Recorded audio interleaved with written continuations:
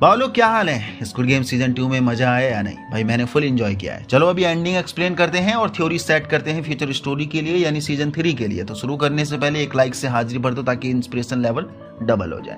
देखा जाए तो एंडिंग उतनी दमदार नहीं हुई है क्योंकि बहुत हद तक मामला प्रिडिक्टेबल ही लग रहा है। चीजें इस बार सीजन 2 में ऐसे पेश करी गई हैं जिसके लिए बहुत दिमाग नहीं दौड़ाना पड़ेगा। बस हाँ, देखने में बहुत मजा आएगा एंड सभी ऑडियंस के लिए इजी टू अंडरस्टैंड शो है। बात करें एंडिंग की तो यश चुनहो जो अपना फ्रंट मैन है उसने बहुत ही सॉलिड गेम खेल दिया है। पहले तो गिनहो का साथ दिया, उसका ट्रस्ट जीता, उसकी पूरी मदद करी एंड एक बेहतरीन लेवल का इमोशनल टच भी दिया जो देखने में मजा भी आ रहा था क्योंकि हम सबको चुनहो की असलियत मालूम ही थी और हम कहीं ना कहीं यही मौके की तलाश में थे। बस एक गलती ये कर दे और इसकी पोल अपने गिनहो के सामने खुल ही जाए। पर नो बाबा, ओइल नाम के मुकाबले अपना चुनहो काफी तेज तर्राट है एंड लुक लाइक कि he is more strong, more capable and very very dangerous for the Gihun, जो नो डाउट मौका मिलने पर गिनहू को आसानी से मसल भी देगा।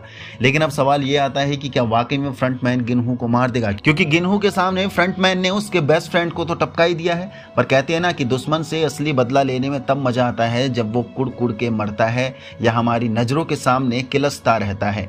अगर गिनहू को फ्रंटमैन सीधा ही मार देगा तो इसमें वो मजा का एक बार में जान लेने में वो मजा नहीं, तड़पा के मारने में मजा आता है। लाइक उसके सामने ही उसके दिल से कनेक्टेड लोगों को वो चुन चुन के मारने में जो मजा आएगा उसे और हम सबको भी।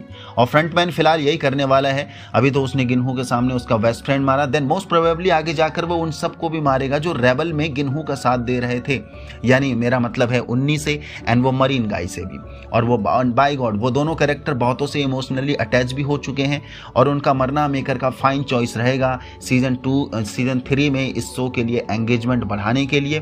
भाई लिटरली दिल से बोल रहा हूँ, सिर्फ गिनहू का ही दिल नहीं फटेगा, एज व्यूअर हम सब का दिल भी फटेगा क्योंकि इन दोनों ने भी अपनी सॉलिड जगह लोगों के दिलों में आसानी से बना ही ली है। बाबा एंडिंग का वो हार्ट वार्मिंग मोमेंट था जब मरीन गाय की लिटरली फट के हाथ में आ गई थी, जब वो सभी के लिए मैगजीन्स लेने आया था।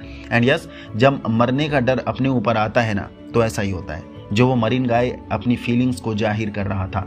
देखा जाए तो एंडिंग ठीक ठाक थी, जिसके पीछे बहुत से सवाल रह जाते हैं कि क्या सभी लोग मारे जाएंगे अब या उनमें से सिर्फ कुछ को ही मार दिया जाएगा। और अभी तक शराफत में गेम जो चल रहा था, यानी हर गेम के बाद जो वो मौका मिल रहा था क्विट करने का और अब फोर्सली खिलाया जाएगा, वो मौका भी नहीं दिया जाएगा गेम को क्विट करने का। और देखने में तब मजा आएगा कि जो भी गेम आगे इंट्रोड्यूस करे जाएंगे उनका डिफिकल्टी लेवल अब कितना हाई हो सकता है, यानी हाई ही होना चाहिए, जहां चाह कर भी आप अपने दिल से क्लोज बंदे को नहीं बचा पाओगे। और यही नहीं, गेम का मंजर आपके सामने ऐसी शर्त पेश कर देगा कि अपनी जान बचाने के लिए तुम अपने पसंदीदा इंसान को भी कुर्बान कर दोगे, यानी उसकी लाश के ऊपर से पांव रखकर आगे बढ़ना पड़ेगा।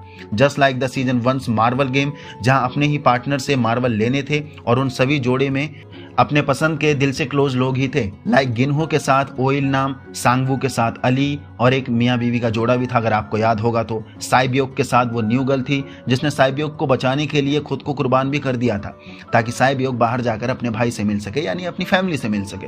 भाई दिल दहला दिया था उस गेम ने एंड उस मंजर ने भी। और उम्मीद करता हूँ कि सीजन 3 में भी अब सारे गेम ऐसे ही देखने को मिल जाए क्योंकि अभी तक बहुत सेफ प्ले हो गया, डर के साथ फन काफी हो गया। अब चाहिए डेयरिंग, फुल तशरीफ फाड़ सिचुएशन, यानी वही मिंट जो हमने सीजन 1 में फील करा था।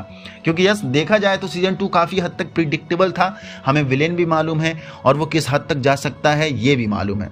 बस सीजन 3 के लिए थोड़ा सा चेंज चाहिए। अब जहां बात करें फ्यूचर स्टोरी की कुछ थ्योरीज के साथ, तो मे बी मेकर इस बार फिर से गिनहू को जिता देंगे एट द एंड, यानी लास्ट में फिर से वही अकेला बचेगा, सभी लोग उसी के सामने मारे जाएंगे क्योंकि ये शो अब गेम खिलाने के ऊपर नहीं, ईगो बेस पर चल रहा है, जहां मोस्ट प्रोबेबली फ्रंटमैन गिनहू को बुरी तरीके से तोड़ना चाहता है क्योंकि गेम के मेकर्स के हिसाब से एंड फ्रंटमैन के हिसाब से भी जितने भी पार्टिसिपेंट्स हैं सब लालची हैं और हैवान हैं एंड बाहर की दुनिया में भी वो मर मर के जी ही रहे थे। उनके हिसाब से वो सब पहले ही अंदर से मर चुके थे और जीने का बोझ बस ढो ही रहे थे। तो उन सभी का गेम के अंदर मरना not a big deal, but अपना गिनहू इसका सोचना बिल्कुल अलग है, जहां इसके लिए सिर्फ और सिर्फ ह्यूमैनिटी मैटर करती है। दैट्स वाई कि अनजान लोगों को बचाने के लिए वो दोबारा से मौत के मुंह में उतर चुका है। तो यस, फ्रंटमैन ऐसे डिफिकल्ट गेम खिलाएगा जहां सारे लोग आपस में एक दूसरे को मारेंगे एंड गिनहू को रियलाइज कराएगा कि इन जानवरों को बचाने के लिए तू इतनी मशक्कत जो कर रहा है ये टोटली वेस्ट है।